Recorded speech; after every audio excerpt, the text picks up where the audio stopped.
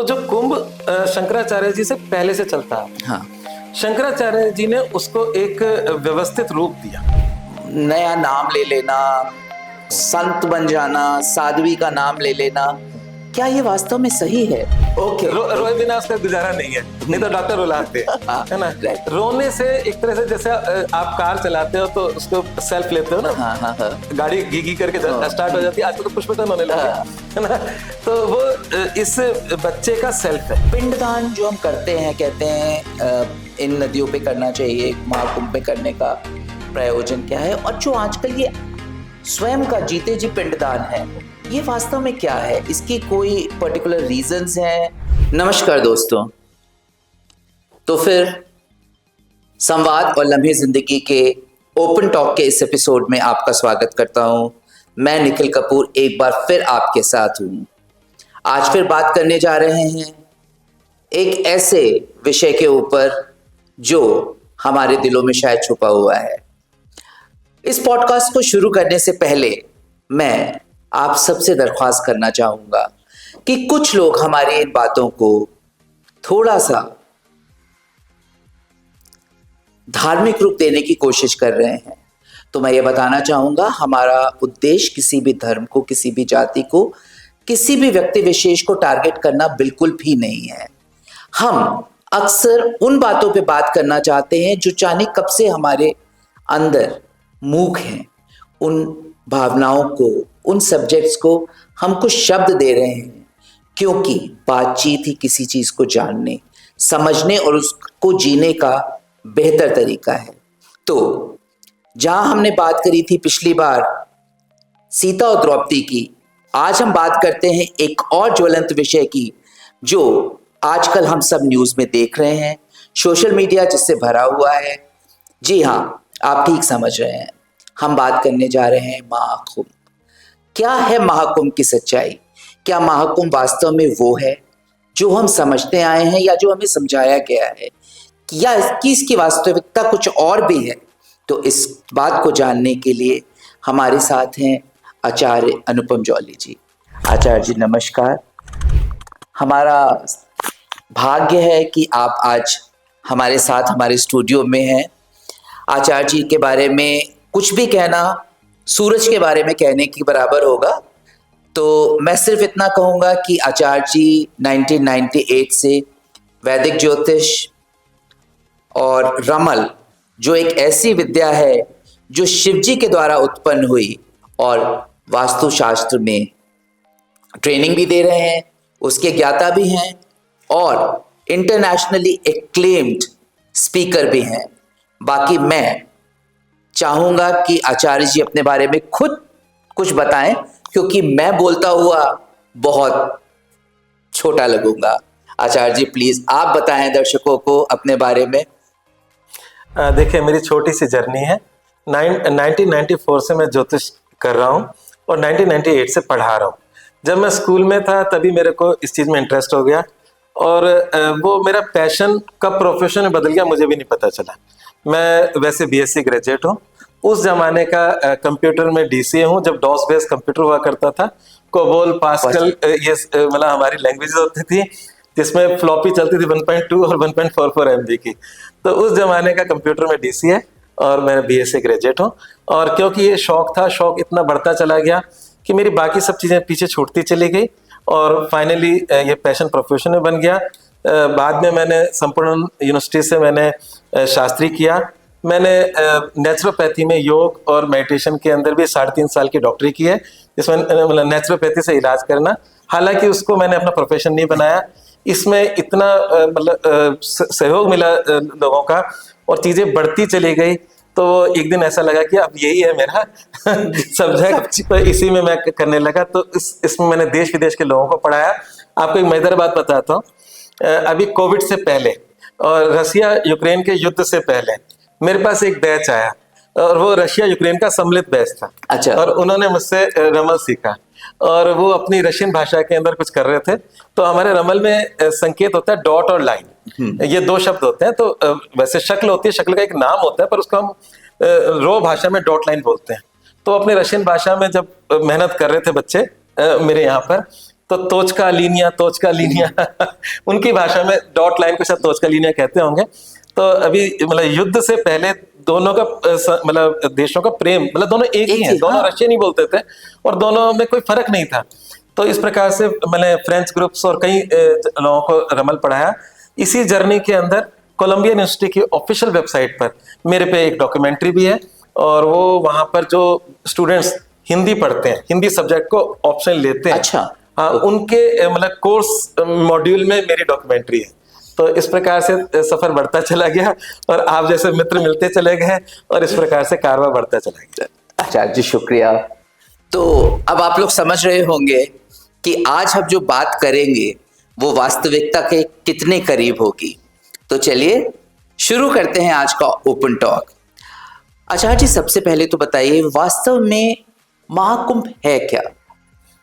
देखिए, कुंभ घड़े को कहते हैं, है ना। और घड़ा जैसे आप हमारे यहाँ एक संस्था है, उसका नाम है अक्षय पात्र, मतलब वो पात्र कभी खाली होता नहीं नहीं है, होता। अक्षय। तो कुंभ का मतलब उसमें कुछ ना कुछ तो है। यहाँ पर कुंभ की चर्चा हो रही है, जो अमृत के कुंभ की। हमारा जो शरीर है ये कुंभ है, मतलब इसको अगर हम दूसरे अर्थों में देखें, हाँ, और हमारे मन में मतलब असुर और देवता दोनों विराजमान है। बिल्कुल। अगर हम सिग्मंड फ्राइड की बात करें तो वो कह रहा है कि आपके सबकॉन्शियस माइंड में सांप बिच्छू भरे पड़े। अगर व्यक्ति, अभी हम बात करें कॉन्शियस माइंड, कॉन्शियस, जिसमें हम बिल्कुल सजग है, हाँ। पर सबकॉन्शियस माइंड में इतना कुछ है कि किसी को नहीं पता, मतलब हमारी अच्छाइयां बुराइयां सब उसमें भरी पड़ी है। तो हमारा जीवन भर हमारे अंदर भी संग्राम चलता है ना। बिल्कुल। तो ये जो समुद्र मंथन है, हाँ। देव और असुर का, तो हमारे अंदर भी चलता है और उस मंथन से ही निकलता है अमृत। तो कहने का मतलब यह है कि इसको मैं कई डायरेक्शन से समझा सकता हूँ। तो एक मैंने बिल्कुल सिंपल इंसानी मस्तिष्क की बात करी है। ऐसे अगर हम योग के वे में बात करें तो इसमें और भी सूत्र हैं। हमारे यहाँ पर जैसे अभी प्रयागराज में महाकुंभ हो रहा है, तो उसमें हमें क्या दिख रहा है, मतलब गंगा नदी माँ, जिसको हम माँ के रूप में मानते हैं, और दूसरा यमुना नदी, दोनों का संगम हो रहा है, और एक विलुप्त या नीचे चल रही है सरस्वती नदी। तो हम यहाँ पर प्रयागराज में 3 नदियों का संगम मानते हैं। हमारे शरीर में 72,000 नाड़ियां हमारे बॉडी में, और उसमें मतलब जो मुख्य नाड़ियां वो 10-11, उनमें भी अति मुख्य जो है वो 3 नाड़ियां। अच्छा, ओके। जिनको बोलते हैं ईड़ा, पिंगला और सुषुम्ना। तो उसमें अगर हम देखें, जो हमारा राइट नॉस्ट्रल है, जिससे जो सांस जा रही है, वो आपका पिंगला है, और जो लेफ्ट नॉस्ट्रल है वो आपका ईड़ा है। हम इसे सूर्य और चंद्र भी कहते हैं। तो क्या होता है कि एट ए टाइम आपका एक स्वर चल रहा होता है, इसको स्वर बोलते हैं सांस को। तो या तो राइट चल रहा होता है नॉस्ट्रल, या लेफ्ट चल रहा होता है। जब शिफ्ट हो रहे होते हैं तब दोनों चल रहे होते हैं, दैट इज सुषुप्ना। ओके। तो उस समय संगम की स्थिति होती है। उस समय आप जैसे कहते हैं कि जीवन की जो भगवान शिव ने कहा, मतलब जीवन के जितने भी कार्य हैं वो या तो ईड़ा या पिंगला के अंदर होते हैं। इसको बहुत डिटेल में कभी और लेंगे, अभी मैं शॉर्ट में बोल रहा हूँ। तो जब जो सुषुप्ना है वो विनाश की होती है, परंतु ईश्वर प्राप्ति की होती है। जितनी ईश्वरीय साधना या ईश्वर से ब्रह्म से मिलना, उसमें सुषुप्ना के अंदर होता है, जब दोनों स्वर चल रहे होते हैं। हाँ। तो यही संगम है, 2 स्वर का संगम है, और सुषुम्ना चल रही है। तो अच्छा, ये मैंने योग की भाषा में बोला। नहीं, अब एक चीज मैं इसमें आपसे बात करते करते, हाँ जी, कि पता नहीं हम राइट और रॉन्ग, कि जो कहते हैं कि जब इंसान जाने वाला होता है तो उसकी उल्टी सांसें चलनी शुरू हो जाती हैं, क्या वो यही है? नहीं, उल्टी सांसों का मतलब जो मेरी समझ में है, मेरी समझ में है कि हम लोग एक मानते हैं कि जब इंसान का जन्म होता है, जन्म कैसे होता है उसको समझें, माँ के गर्भ में होता है। हमारे ज्योतिष में कहते हैं date of birth, time of birth और प्लेस ऑफ बर्थ, ये 3 डेटा से कुंडली बनती है। इसका मतलब क्या है, जब बच्चा माँ के गर्भ से बाहर आता है तो उस समय उसका इस संसार के प्रति फर्स्ट एक्सपोजर होता है। उस समय का जो कॉस्मिक गणित है, that is your horoscope. Okay, ठीक है ना। तो कहने का मतलब है नाल कटती है, हाँ, और बच्चा आता है। हाँ। उस नाल कटने के बाद सबसे पहली आवश्यकता बच्चे की क्या आप बता सकते हो? पहली आवश्यकता, फर्स्ट सांस तो उससे पहले ले रहा होता है। चलिए मैं बताता, रोना उसका। ओके, रोए बिना उसका गुजारा नहीं है, नहीं तो डॉक्टर रुलाते हैं, है ना। रोने से एक तरह से जैसे आप कार चलाते हो तो उसको सेल्फ लेते हो ना, हाँ। गाड़ी घी करके स्टार्ट हो जाती है, आजकल तो पुश बटन होने लगे, है ना। तो वो इस बच्चे का सेल्फ है। जब वो रोता है तो उसके फेफड़े, लंग्स और ये सारा हार्ट ये सब वर्क करने लग जाता है। आपने प्रश्न था कि उल्टी गिनती शुरू हो जाती है। हाँ। मतलब क्या बोला था आपने शायद? हाँ, उल्टी सांसें चलनी शुरू हो गई। उल्टी सांसों का मतलब जो मैं समझ रहा हूँ कि वहां से जो शुरू हुआ क्रम जीवन हाँ। का, वो तभी थमेगा जब सांस बंद हो जाएगी। हाँ। तो इसका मतलब कभी कभी हम बोलते हैं कि हमारे सांसें फिक्स हैं, उसकी संख्या फिक्स है। अब ये जो होता है ना लास्ट का काउंटडाउन, अच्छा, ओके। अब ये उल्टी सांसें का मतलब लास्ट की गिनती बची है, उसके बाद समाप्त हो जाएगी। तो जन्म के साथ वो शुरू हुई थी और वो एंड होगा, तो उसको हम जो लास्ट की आकाउंटिंग जो है उसको हम कहते हैं उल्टी सांसें चल रही हैं। मीन्स अब ये एंडिंग है, इसकी बस इतनी बची। ओके, हाँ जी, ठीक है। तो आचार्य जी ये बताइए कि वास्तव में जो महाकुंभ, ये जो 4 जगहों पे कुंभ होते हैं, इनका हमारे शास्त्रों से, हमारे वेदों से, और जो इनके बारे में कहानियां और किंवदंतियां हैं, वो कितनी सही है, और हम वास्तव में क्या जो सच्चाई है उनको हम आज के युग में वही समझ रहे हैं जो वो थे, कि उनका स्वरूप बदल गया है? हाँ देखिए, स्वरूप तो शुरू से ऐसा ही था, परंतु उसमें कुछ बदलाव आया, इसमें कोई शक नहीं। वो मैं थोड़ा सा बताता हूँ। शंकराचार्य, आदिगुरु शंकराचार्य ने इसको एक नया मतलब सिस्टम दिया। ये सदियों से चल रहा था, हमारे पुराणों में इसका जिक्र है, वो उस कहानी पे भी आते हैं थोड़ी देर में। मतलब कुंभ कैसे हुआ या शुरू हुआ। तो यहाँ पर शंकराचार्य जी का जो जन्म था, आप देखें कि उनकी लाइफ स्पैन बहुत छोटा था, पर उस छोटे लाइफ स्पैन में इतना बड़ा काम कर गए, आप सोच नहीं सकते। तो जो कुंभ शंकराचार्य जी से पहले से चलता है, हाँ। शंकराचार्य जी ने उसको एक व्यवस्थित रूप दिया। उस व्यवस्थित रूप में नागा साधु और ये सब परंपराएं, अखाड़ा परंपरा, ये सब वहां से शुरुआत हुई। परंतु उनका जो काल था, उनका मतलब 700 साल का एंडिंग और 800 साल की शुरुआत, इसमें शंकराचार्य थे। परंतु अगर हम कुंभ की बात करें, तो जो चीनी यात्री था हिंसा, वो जब भारत आया तो उसने अपने यात्रा के वृत्तांत में कुंभ के मेले का जिक्र किया। अच्छा। और वो मतलब शंकराचार्य से पहले का समय वो 600 समथिंग ईयर का है। तो इसका मतलब शंकराचार्य ने ये व्यवस्थित परंपरा जो आज तक चलती आ रही है, हाँ। ये उनके द्वारा दी है। हाँ। परंतु हिंसा उनसे पहले आया था। हाँ। तो इसका मतलब उससे पहले से चलती आ रही है। हाँ। ठीक है ना। अब इसका सूत्र कहाँ मिलता है? वेदों में तो मिलता ही मिलता है। हाँ। परंतु प्रॉपर जो इसकी स्टोरी है वो पुराणों में मिलती है। तो पुराणों में ये स्टोरी है, जिस अगर कहें तो स्टोरी भी पूरी कर देते हैं। बिल्कुल बताएं ना। तो इसमें क्या है कि देखो, वैसे मैंने मंथन बोला कि हमारे मन के अंदर भी मंथन चलता है। शरीर एक कुंभ है और असुर और देवता हमारे मन में है, बिल्कुल। मतलब पॉजिटिविटी और नेगेटिविटी है ना। परंतु यहाँ पर क्या है कि देवता और असुर आपस में लड़ रहे। हमने देखा कि इन दोनों की लड़ाई होती रहती है। उस लड़ाई के अंतर्गत दोनों सक्षम नहीं है अकेले में कि समुद्र का मंथन कर सके। मंथन का मतलब क्या होता है, थोड़ा सा मैं समझाता हूँ। जब आप मक्खन निकालते हो, हाँ, तो उसको मथते हो, और मथने के बाद क्या होता है कि छाछ अलग हो जाती है, मक्खन अलग हो जाता है। मतलब बिल्कुल क्लियरिटी आ जाती है। तो यहाँ पर बात कर रहे हैं समुद्र के मंथन की। हाँ। तो समुद्र को जब मंथन करेंगे तो उससे बहुत सारी चीजें क्लियरिटी में आ जाएंगी, और वो जो कुछ भी आएंगी वो पृथ्वी पे रहने वाले यहाँ के लोग आपस में बांट सकेंगे। तो यहाँ पर नियम हुआ कि अकेला के बस की बात नहीं है, तो दोनों पार्टीज जो दोनों परस्पर विरोधी हैं, दोनों मिलकर करेंगे। और जब मिलकर करेंगे तो उससे जो कुछ निकलेगा बराबर का बांटेंगे। अब जब बराबर का बांटने की बात हुई तो सबसे पहले जहर निकला। वो दोनों ही पार्टी लेने को तैयार नहीं थी। है ना, कि नियम कानून पहले बना दिए गए थे। हाँ। शुरू में होता ना फिक्स रूल्स बना दिए थे कि ऐसे ऐसे चलेगा। हाँ। इसमें किसी को विरोध नहीं था। हाँ, हम बराबर का बांटेंगे। पर जब जहर आया तो जब दोनों पक्षों ने मना कर दिया तो उसको भगवान शिव ने मतलब ग्रहण किया, कंठ में स्थापित किया। नीलकंठ कहलाए। आपके यहाँ पे हरिद्वार ऋषिकेश के बीच में एक पहाड़ी है, उसको नीलकंठ कहते हैं।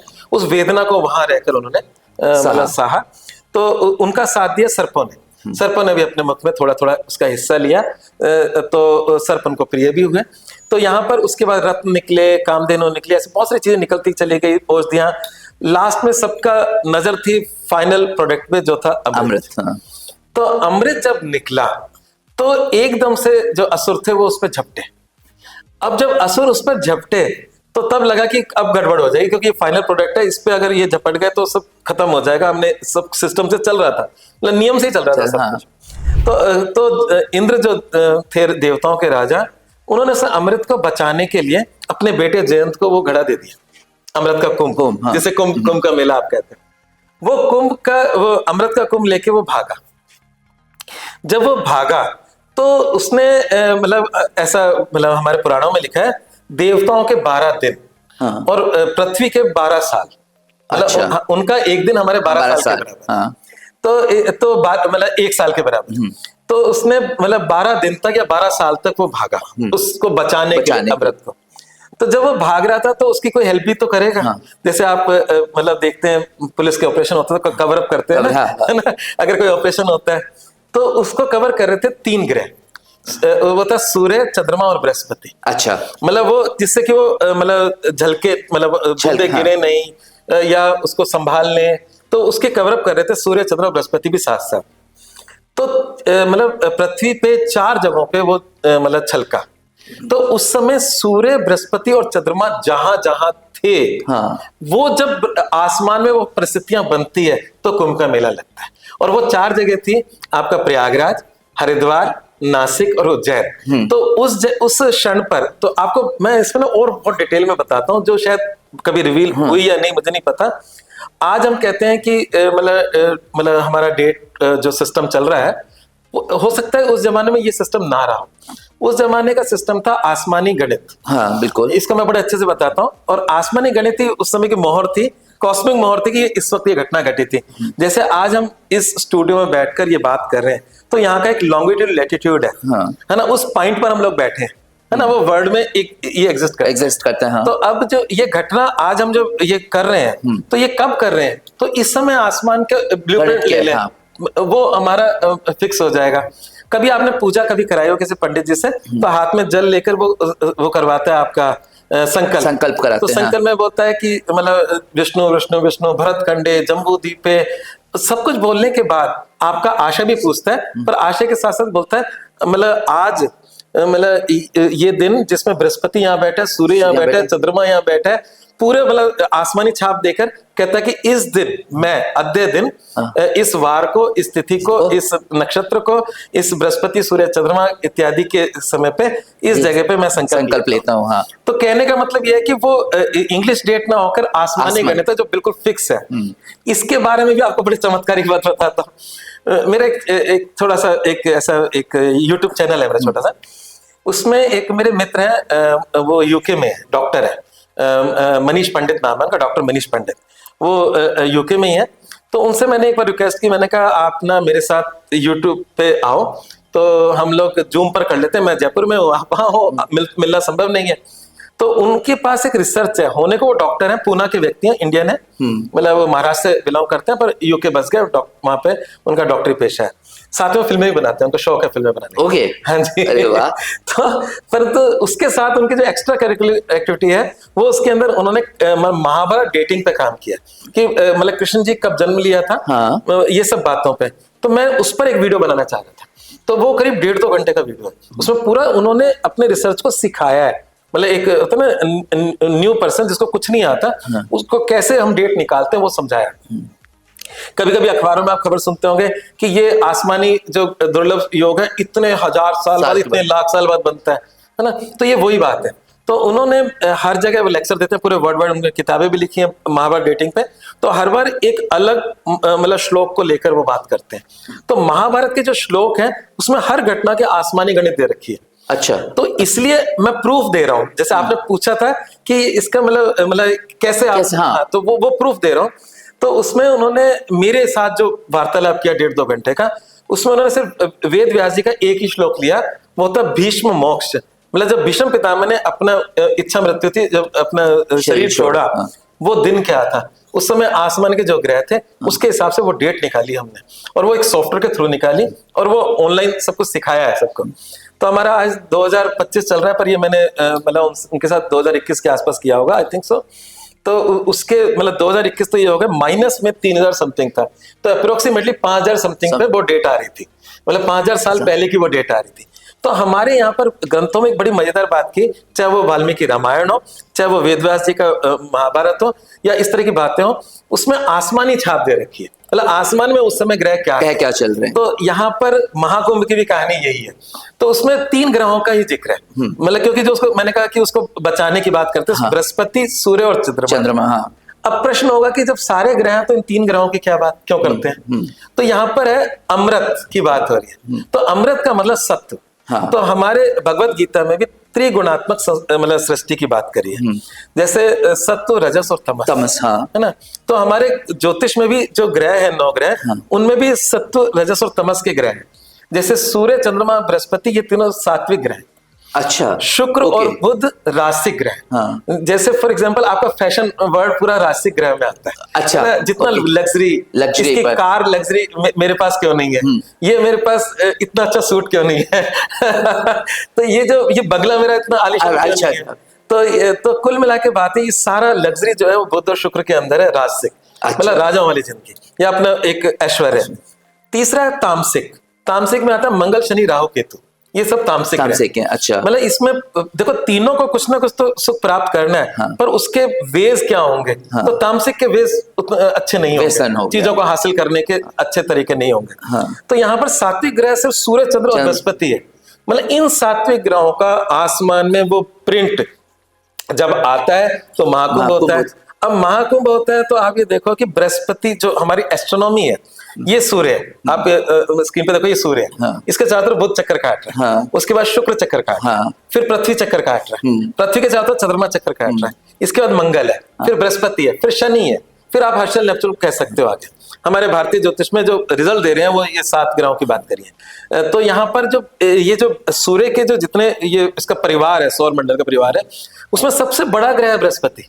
अच्छा। हाँ, सबसे बड़ा ग्रह। मतलब अगर हम पृथ्वी, चंद्र, मतलब ये मंगल, बुध, इनका साइज नापें तो बृहस्पति सबसे बड़ा ग्रह है। और बृहस्पति के अंदर ये ऑल इन वन है। मतलब अगर हम ज्योतिष के अंदर देखें तो ये आपको धन देता है, ये आपको ज्ञान देता है, ये आपको संतान देता है, ये ईश्वरीय कृपा देता है। और इसकी ज्योतिष में कहते हैं जब दृष्टि पड़ जाती है उस घर में उन्नति हो जाती है। मतलब अमृत समान दृष्टि है। चंद्रमा की जो मतलब सूर्य की अपनी रोशनी है, अपना वो तारा है, अपनी अग्नि के द्वारा रोशनी दे रहा है। चंद्रमा की अपनी रोशनी नहीं है, पर सूर्य की रोशनी से उसकी रोशनी पृथ्वी पर आती है और वो शीतलता लेकर आती है। और जब हम मतलब जो पूर्णिमाएं होती है, हर पूर्णिमा का एक महत्व है। एक पूर्णिमा पे आप खीर रखते हो। हाँ। कहते हो कि उसमें अमृत आ गया, और उस खीर को मतलब चंद्रमा की किरणों से वो संरक्षित होती है और सुबह हम उसे खाते हैं और उसमें हम अमृत मानते हैं। तो चंद्रमा उस प्रकार से अमृत बरसा रहा है। सूर्य हमारा जगत की आत्मा है, हमारे इस वाले सौरमंडल की। अनेकों सौरमंडल है, इससे बड़े भी होंगे, पर जहां हम रहते हैं तो हम अपने परिवार की बात करेंगे। तो इस प्रकार से मैं देखूं तो सूर्य, चंद्र, बृहस्पति are very very important planets हमारे जीवन के। मतलब सूर्य आत्मा है, चंद्रमा मन है और बृहस्पति सत्व है। तो जब ये तीनों जिस पर्टिकुलर पॉइंट पर होंगे तो वो पॉइंट पर ये कुंभ का मेला होता है। अब जो बृहस्पति है, अब इनका पृथ्वी के सापेक्ष सारी गणित करते हैं हम लोग। सूर्य सेंटर है पर हम पृथ्वी को सेंटर मानते हैं क्योंकि हम पृथ्वी पे बैठे हैं, मतलब रह रहे हैं। अगर हम मंगल पे पैदा होते तो मंगल को सेंटर मानते। ठीक है। तो अब पृथ्वी के से सबसे नजदीक है चंद्रमा, तो वो सबसे फास्टेस्ट है। हाँ। उसमें लगते हैं 2.25 दिन। हाँ। एक राशि को कवर करने में। सूर्य 1 महीना ले रहा है। हाँ। ऐसी सबके अपना हिसाब किताब है। शनि 2.5 साल लेता है। हाँ। बृहस्पति 1 साल। अच्छा, तभी शनि की ढैया होती है। और 7.5 में भी 2.5 हाँ। 3 2.5 जोड़ते हैं तो 7.5 होती है। तो अब बृहस्पति एक राशि में 1 साल रहता है। क्लियर है? अच्छा। हाँ। ओके। तो अब जब बृहस्पति वृषभ राशि में बैठा है, हाँ। जब दोबारा वृषभ में आएगा तो 12 साल बाद आएगा। तो जो कुंभ का मेला प्रयागराज में और वृषभ राशि के बृहस्पति में होता है, इस समय वृषभ राशि में बृहस्पति है। ठीक है। जब बृहस्पति वृषभ से सिंह में चले जाएगा, हाँ। तो सिंह राशि के अंदर वापस दोबारा 12 साल में ही आएगा। हाँ। तो सिंह में मतलब उज्जैन के अंदर आपका होगा। जिस नाम से ये पूरा कुछ चल रहा है कुंभ का मेला, हाँ। तो एक राशि कुंभ भी है। अच्छा। मतलब 12 राशि में कुंभ राशि है। बिल्कुल बिल्कुल। कुंभ राशि में जब बृहस्पति आता है तो हरिद्वार में कुंभ का मेला लगता है। तो ये सब कुछ प्रीफिक्स है, सब आसमान में है, बस हमें आसमानी गणित की बात करनी है। तो आचार्य जी मुझे ये बताएं कि जैसे कहा जाता है कि कुंभ में स्नान करने से, मौनी अमावस्या पे स्नान करने से मोक्ष की प्राप्ति होती है, आप अपने पापों से मुक्त हो जाते हो। तो ठीक है, मैं बात को एक उस आधार पे लेता हूं कि ठीक है, मोक्ष कर्मों से, आपने जो कर्म किए हैं, कहा जाता है कि आपको वो कर्म काटने तो पड़ेंगे, फल तो भोगना ही पड़ेगा, बिना भोगे मोक्ष की प्राप्ति नहीं होती बिल्कुल, है। बिल्कुल। तो ये जो किद्वंती, मैं इसको किद्वंती कहूंगा, आपसे समझना भी चाहूंगा, मैं चाहूंगा लोग भी समझें कि क्या मोक्ष क्या है और क्या मोक्ष की प्राप्ति इस स्नान से होती है, और अगर होती है तो फिर हम अपने कर्मों को क्यों काटते हैं, हम अपने कर्मों का फल क्यों भोगते हैं अगर मोक्ष की प्राप्ति इतनी ही आसान है, हाँ। या ये सिर्फ एक ऐसी चीज है जिसके पीछे हम भाग रहे हैं? हाँ, बड़ा अच्छा प्रश्न है और मेरे ख्याल से इसका उत्तर सबको चाहिए। बिल्कुल है ना। देखो, सबसे बड़ी बात यह है कि पहले बात तो है कि कर्मों को कर्मों से काटा जा सकता है, कोई शॉर्टकट नहीं है। भगवत गीता में भगवान कृष्ण ने बहुत अच्छे से इसको बोला कि देयर आर नो शॉर्टकट।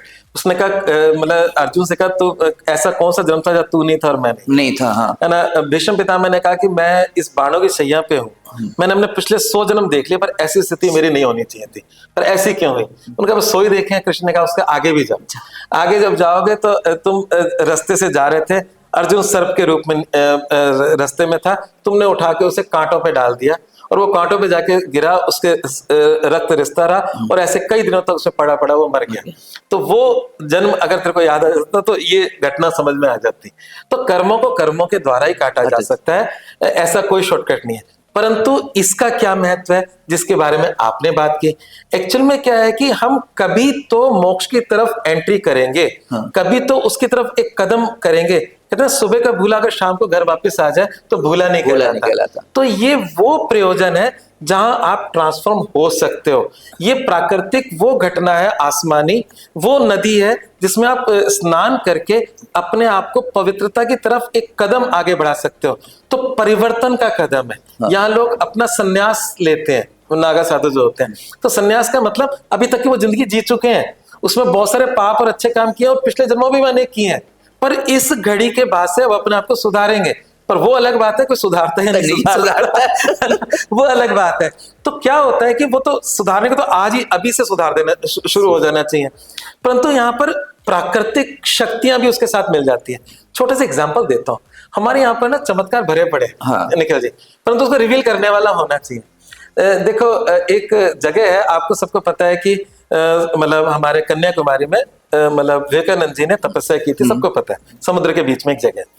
पर आपको ये पता है कि अल्मोड़ा डिस्ट्रिक्ट में मतलब एक जगह है, पहाड़ी है, वहां पर भी विवेकानंद जी ने तपस्या की थी और वहां पर जूलॉजिकल सर्वे ऑफ इंडिया और भारत सरकार का बहुत बड़ा शिलापट लगा हुआ है। अच्छा। हाँ, और वहां पर खासियत क्या है, अगर आप गूगल में सर्च करोगे ना तो पूरे वर्ल्ड में पृथ्वी तो एक है, उसका ग्रेविटेशनल फोर्स है, परंतु कुछ जगहों पे उसके फोर्स का कम और ज्यादा प्रमाण बदल जाता है। वो वर्ल्ड की अलग अलग जगह है, परंतु जिस जगह पे विवेकानंद जी ने तपस्या की थी, जहां पर भारत सरकार का मतलब विवेकानंद के चित्र के साथ पूरा शिलालेख लगा रखा है, वो है मतलब अल्मोड़ा डिस्ट्रिक्ट के अंदर कसार देवी का मंदिर, जो एक पहाड़ी के ऊपर है। अच्छा। वहां का ये जो ग्रेविटेशनल फोर्स है वो और जगहों से अलग है।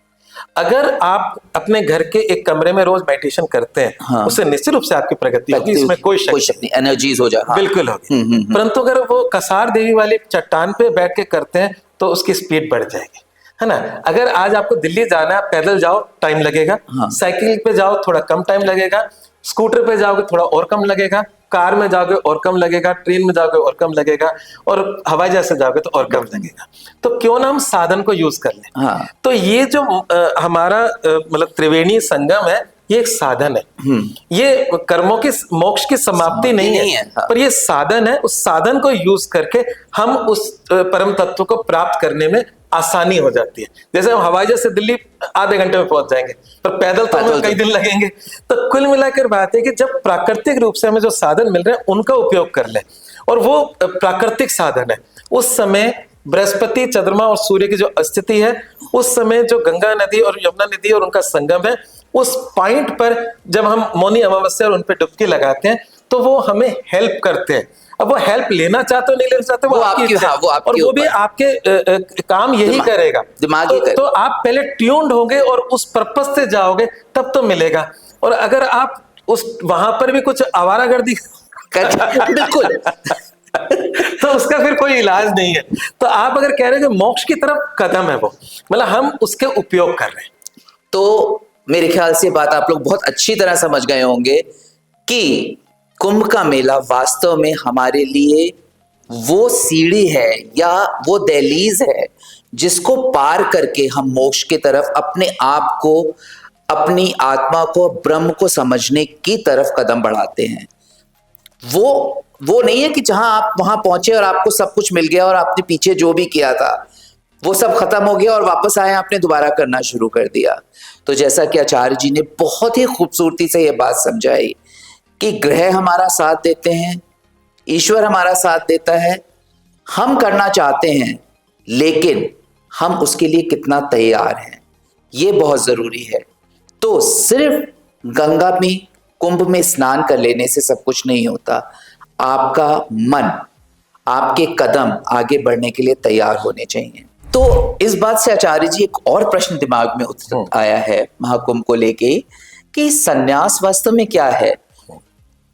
पिंडदान जो हम करते हैं, कहते हैं इन नदियों पे करना चाहिए, महाकुंभ में करने का प्रयोजन क्या है, और जो आजकल ये स्वयं का जीते जी पिंडदान है, ये वास्तव में क्या है? इसकी कोई पर्टिकुलर रीजंस है या एक सिर्फ अपना पिंडदान करना एक वो बन गया है, फैशन बन गया है जिसे अपने, तो ये एक्चुअली में क्या है? इसको मैं थोड़ा सा बताता हूँ। देखो, हमारे जीते जी हम अपने आपस में प्यार रखें, अच्छी बात है, और साथ में अपने जो लोग हमारे परिवार के सदस्य अब नहीं रहे उनके लिए भी हम कुछ रिचुअल्स करते हैं, और ये रिचुअल सिर्फ भारत में नहीं होते, मतलब विदेशों में भी होते हैं। अच्छा, मैं आपको उसके बारे में बताता हूँ।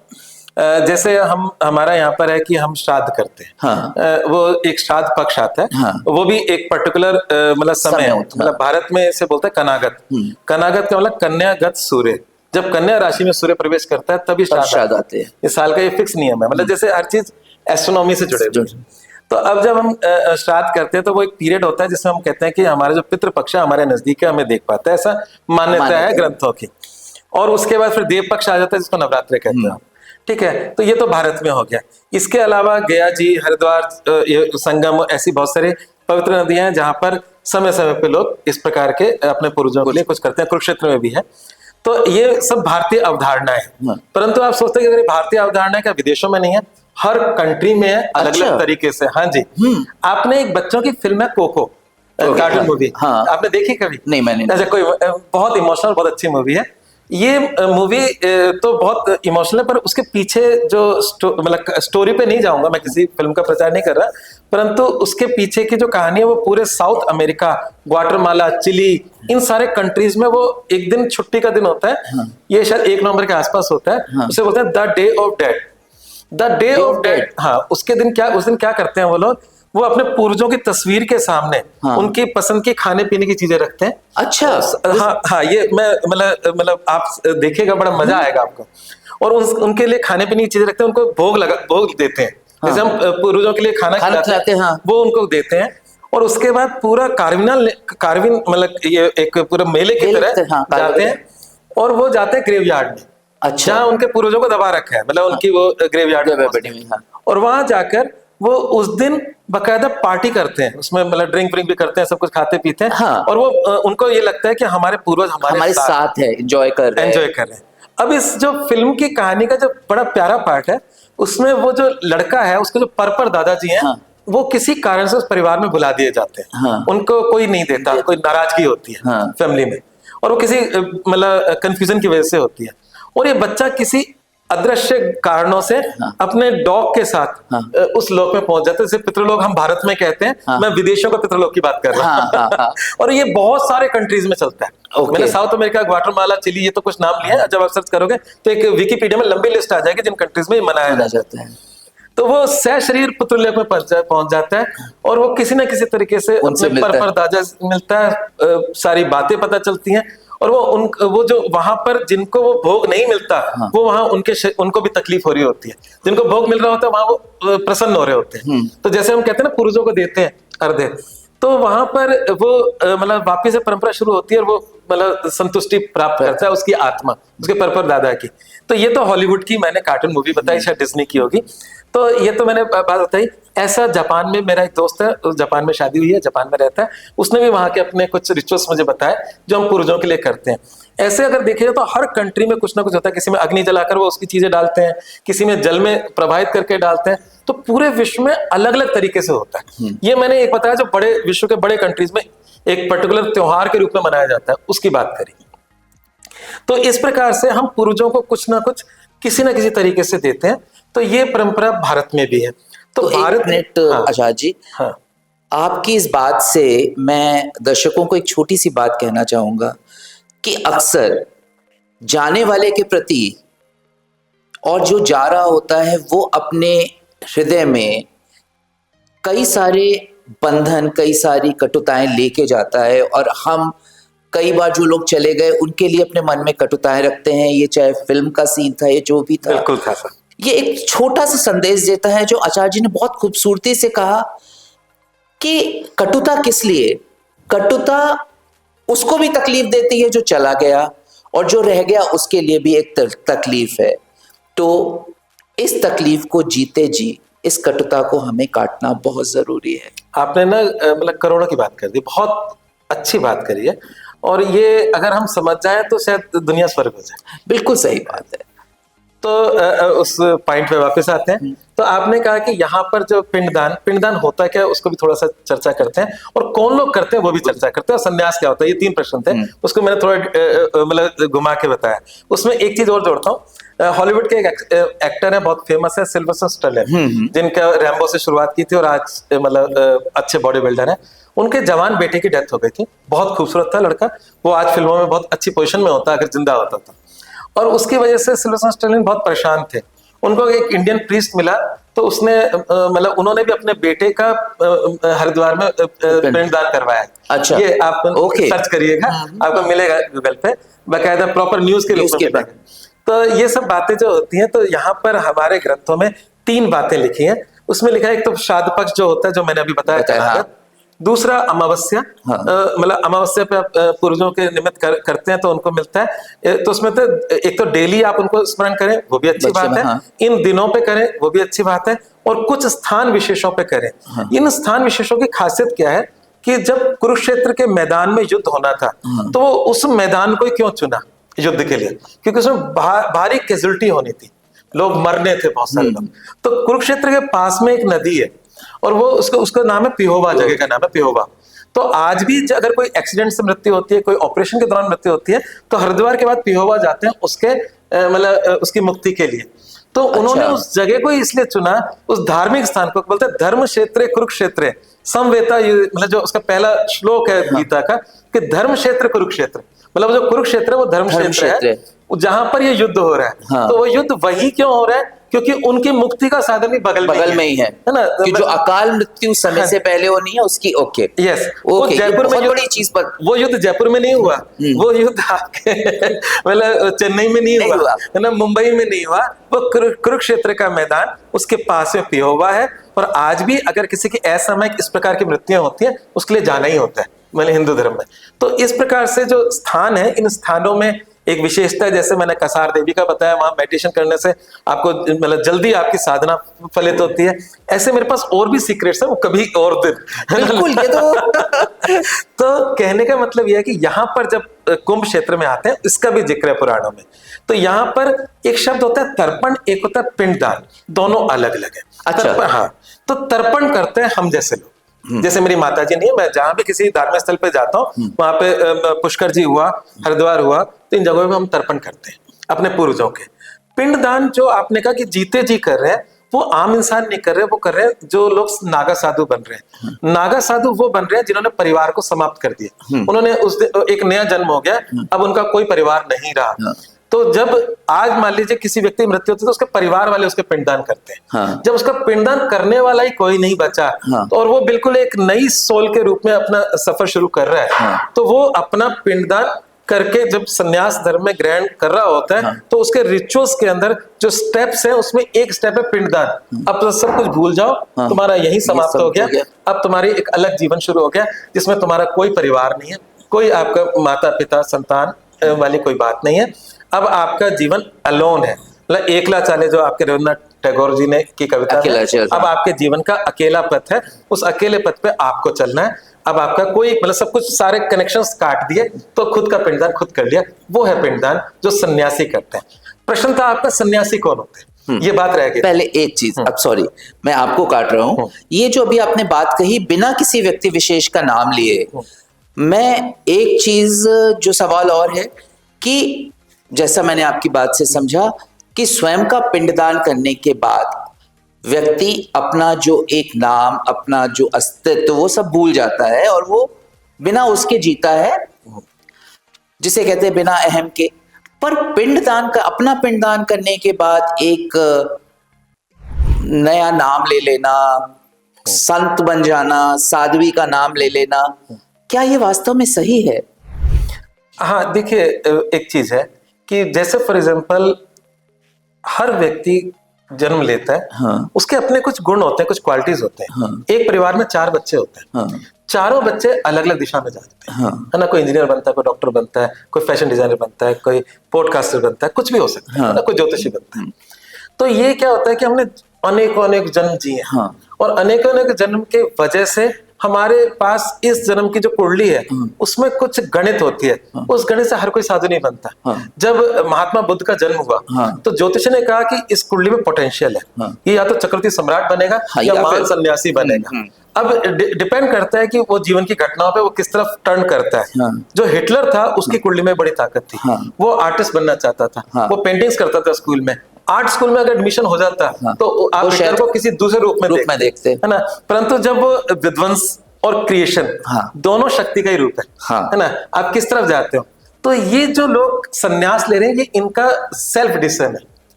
मतलब ये आप कोई फोर्सफुली पकड़ के तो किसी को कोई नहीं कर रहा। हाँ। तो कई जन्मों और कई अपने अनुभवों की वजह से कोई, हर व्यक्ति अपना रास्ता चुनता है। हाँ। तो इन लोगों ने ये अपना रास्ता चुना। परंतु इसमें भी हर प्रकार के लोग हैं। हाँ। जैसे फॉर एग्जांपल कई बार लोग मजाक में कहते हैं कि परेशानियों से भागकर व्यक्ति साधु बन गया। पर महात्मा बुद्ध के पास तो कोई परेशानी नहीं थी। हाँ। महावीर स्वामी के पास कोई परेशानी थी, राजा घर में पैदा हुए थे। तो यहाँ पर भी भगवत गीता के अंदर सब प्रकार के सन्यासियों का जिक्र है। हाँ। एक पुस्तक है अध्यात्म ज्योतिष विचार। इसमें लेखक है एच.एन. काटवे, हेमंतसा नवासा काटवे। हालांकि बहुत पुरानी किताब है, वो तो संसार में नहीं है, पर उन्होंने इस सन्यासियों के अलग अलग प्रकार बताए हैं। तो क्या होता है कि हम अपने जीवन में कब मतलब इस दिशा में एंटर कर जाए नहीं पता। सच बात ये है। हाँ। और क्यों कर जाए ये भी नहीं पता। हाँ। तो हमारे सालों की मतलब कई करोड़ों जन्मों के साथ कभी कभी उनमें से कुछ लोग इस प्रकार मतलब अपने आप को बदलाव में लेकर आते हैं, इस क्रांति को लेकर आते हैं।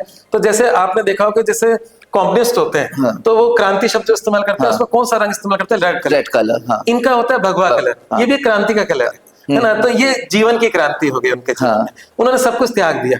तो ये भी मतलब बदलाव बड़ी मुश्किल से होता है, हर किसी का नहीं हो सकता।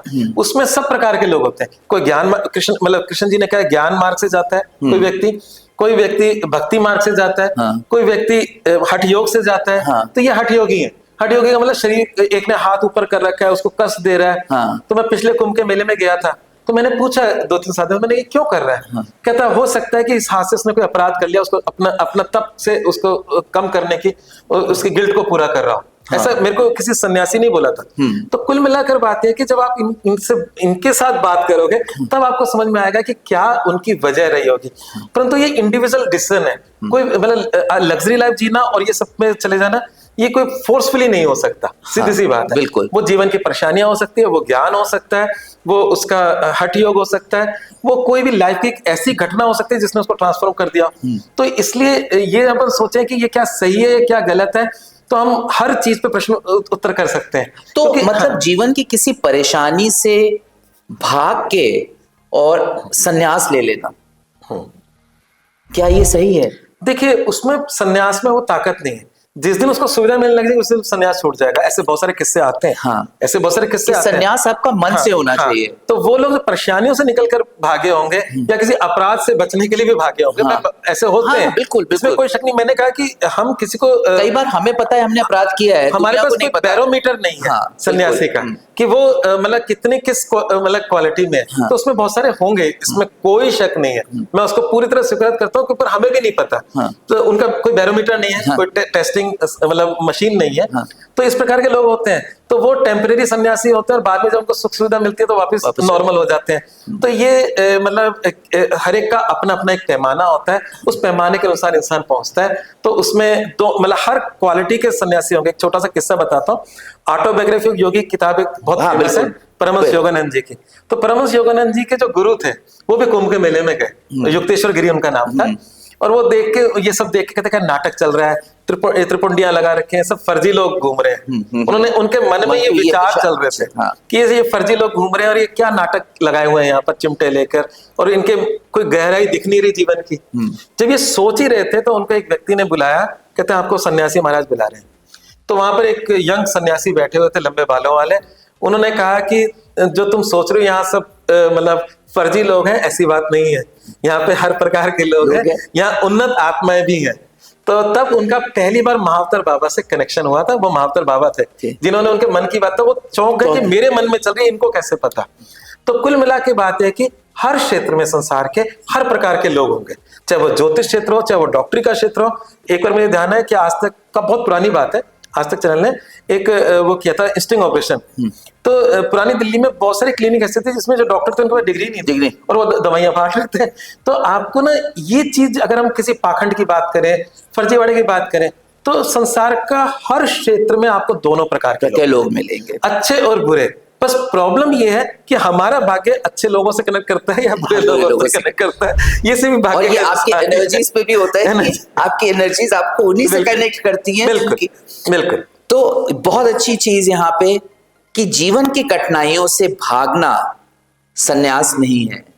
जीवन को उसके ऊंच नीच के साथ, उपलब्धियों, परेशानियों, सबके साथ जीना, और उसके बाद अपने आप को उस चैतन्य पे लाना जहां पे खुशी दुख ये बराबर हो जाते हैं। मतलब आप एक ऐसी स्टेज में आ जाते हो जहां पे सिर्फ खुशी है, आनंद है। वो वास्तव में स्टेप होता है जब आप सन्यास के लिए तैयार हो। निश्चित। तो इसलिए ये मत सोचिए कर्म भूमि में है, जन्म यहां लिया है, ईश्वर ने आपको एक जीवन दिया है, उसमें दुख भी है, सुख भी है। और सुख से ज्यादा आपके लिए बहुत जरूरी है अपने दुखों को एक्सेप्ट करना, क्योंकि जैसे जैसे आप के दुख ये बीतते जाएंगे, आप आने वाले जन्मों में सुखों की तरफ अग्रसर होते जाओगे और मेरे ख्याल से मोक्ष की तरफ, प्राप्ति की तरफ आगे बढ़ोगे। निश्चित रूप से ये जीवन का सार, ये जीवन का सार है। तो आचार्य जी, बातें तो इतनी सारी हैं आपसे मतलब मेरे को लगता है कि पूरा दिन निकल जाएगा, हफ्ते निकल जाएंगे, बातें खत्म नहीं होंगी। और मैं बहुत बहुत शुक्रिया करना चाहता हूँ अपनी तरफ से, सुनने वालों की तरफ से, और उम्मीद करूंगा कि हम दोबारा मिलेंगे, दोबारा इन बातों और इन तरह के विषयों पे बात करेंगे। तो मैं अपने दर्शकों को और सुनने वालों को धन्यवाद कहना चाहूंगा, और आप लोगों से रिक्वेस्ट करना चाहूंगा कि अगर आप ऐसे किसी विषय पे बात करना चाहते हैं तो खुल के बोलिए। आइए, हमारा ये चैनल, हमारा ये ओपन टॉक बात करने के लिए है, बिना ये सोचे कि वो बात सही है या गलत। बात सिर्फ बात होती है, सही गलत हमारे दिमाग की भ्रांतियां हैं। तो चैनल को सब्सक्राइब करिए, लाइक करिए, और अच्छा लगा है तो और लोगों को शेयर करिए। अगली बार तक के लिए संवाद लम्हे जिंदगी के साथ आपका शुक्रिया करता हूं निखिल कपूर। आचार्य जी, बहुत बहुत शुक्रिया, धन्यवाद।